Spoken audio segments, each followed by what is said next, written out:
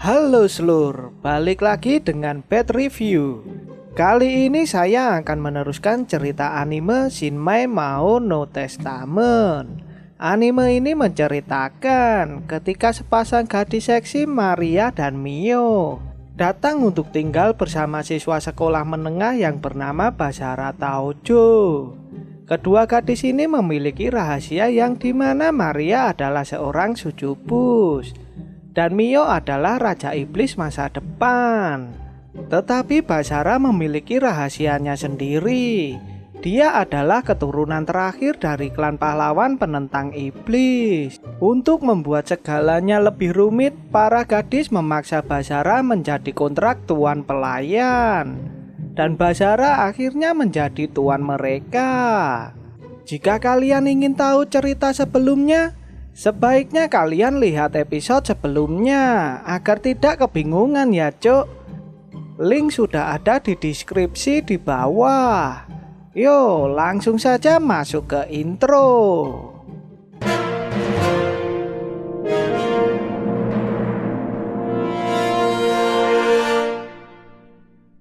Di awal cerita terlihat Mio menanyakan alasan Basara menyelamatkan mereka. Seketika Basara menjelaskan jika ayahnya memberitahukan semua tentang Mio dan Maria, sehingga Basara akan melindungi mereka karena dirinya tidak ingin melihat orang mati. Di sisi lain, Mio yang sudah belajar sihir selama 6 bulan, dirinya masih belum bisa menghadapi para iblis jahat, sehingga membuatnya merasa ketakutan dengan penyerangan iblis jahat tersebut. Tiba-tiba Basara mengetuk pintu dan meminta maaf kepada Mio karena tidak tahu tentang Mio dan langsung memarahinya. Mio yang mendengarnya pun terlihat terpesona, tetapi pandangannya pun menjadi buram dan membuatnya pingsan, sehingga membuat Basara terpaksa masuk ke dalam kamar mandi. Saat masuk ke kamar mandi, Basara pun disuguhi badan Mio yang aduhai. Ketika hendak menolong, Mio pun terlihat marah kepada Basara yang sudah menipunya. Basara pun tidak mempermasalahkannya dan tahu alasan Mio mengusir Basara karena dirinya ingin melindunginya. Sehingga Basara memutuskan untuk melindungi Mio dan menganggapnya sebagai keluarga. Terlihat Mio pun terpesona lagi dengan perkataan Basara. Seketika datanglah biang kerok di belakangnya yang memuji kekuatan Basara. Basara yang mendengarnya pun langsung mengatakan jika dirinya hanya kebetulan saja. Scan berganti. Terlihat Mio pun mengingat perkataan Basara, sehingga membuatnya mengingatkan tentang orang tuanya. Seketika Maria datang untuk menanyakan keadaan Mio. Tetapi Maria yang melihat Mio sedang melihat foto keluarga, dirinya pun langsung memberikan foto barunya yang bersama Basara. Dan tak lupa Maria meminta sebuah permintaan yang menyangkut dengan masa depan mereka.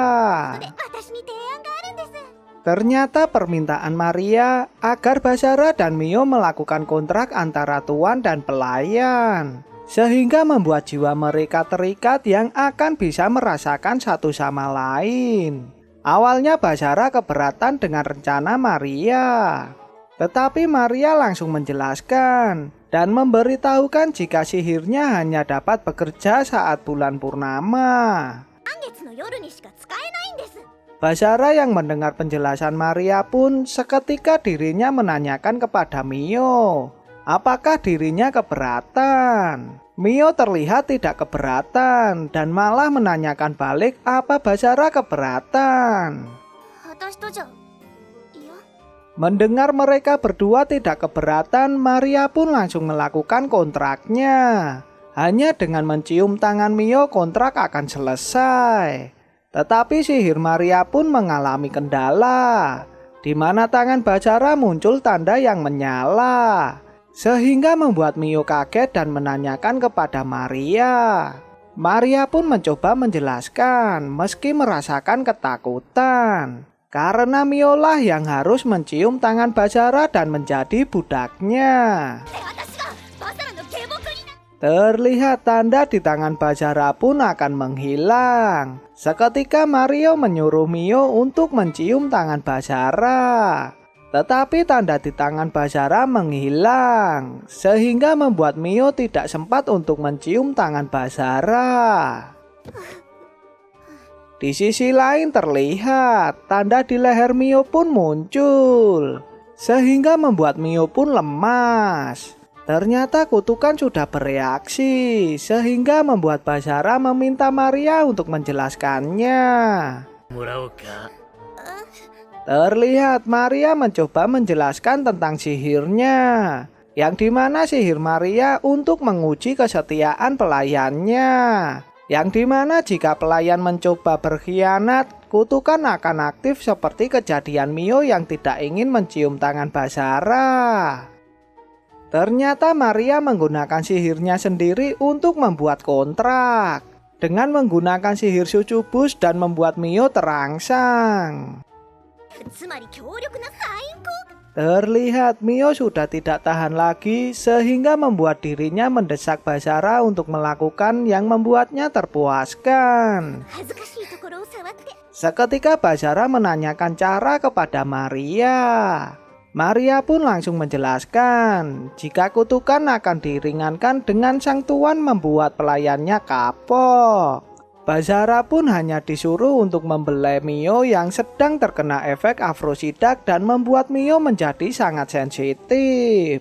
Seketika Maria menyuruh untuk memberi pelajaran kepada Mio dengan cara menyentuh badan Mio yang aduhai. Terlihat Basara mulai memegang Mio. Dengan desahan Mio pun Basara terlihat panik dengan keadaan Mio. Tetapi Maria yang melihat Basara panik pun dirinya langsung mulai meyakinkan Basara lagi.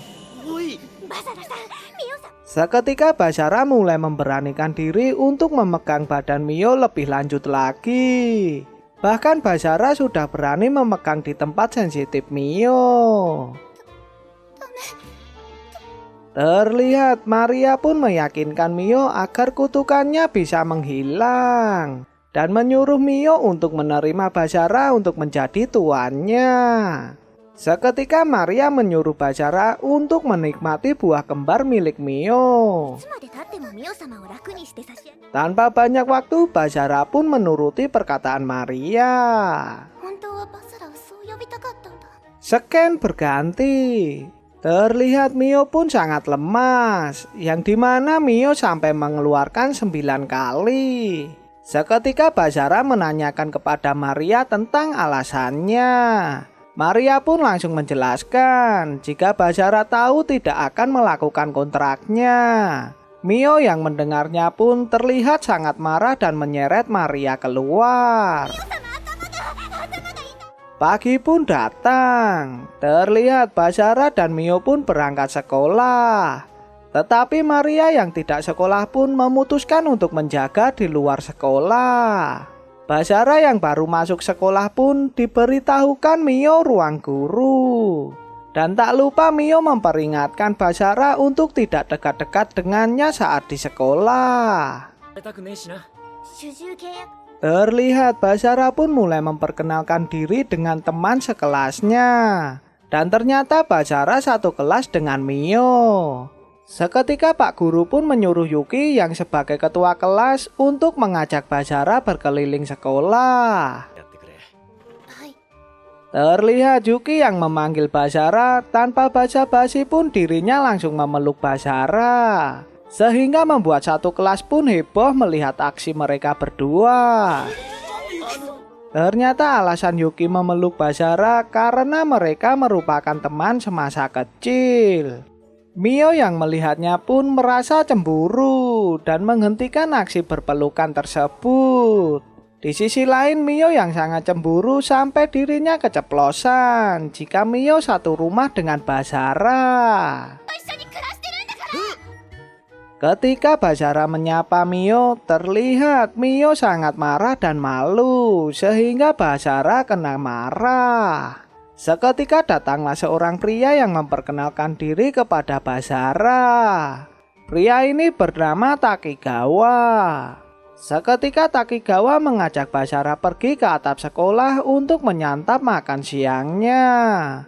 Takigawa pun juga mengatakan jika orang satu kelas memusuhi Basara, yang dimana Basara merupakan orang yang dekat dengan idola sekolah yaitu Mio dan Yuki. Sehingga Takigawa memberikan informasi penting kepada Basara. Terlihat Mio dan Basara pun mulai pulang. Mereka berdua pun langsung disambut oleh Maria. Tetapi Maria merasakan suasana hati Mio yang tidak baik. Seketika Basara pun mencoba menjelaskan kepada Mio tentang Yuki. Tetapi Yuki pun datang dan memanggil Basara untuk membicarakan hal penting yang harus mereka bahas. Terlihat Basara dan Yuki pun berduaan di kafe. Di sini kita akan diperlihatkan betapa agresifnya Yuki kepada Basara.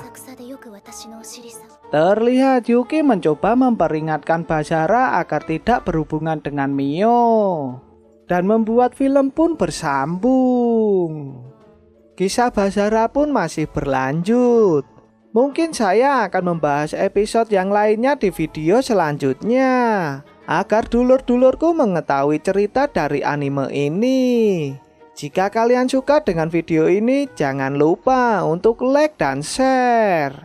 Jika kalian ingin memberikan masukan, langsung saja di komen. Dan jangan lupa ya cuk untuk subscribe agar tidak ketinggalan video selanjutnya. Sampai jumpa di episode lainnya.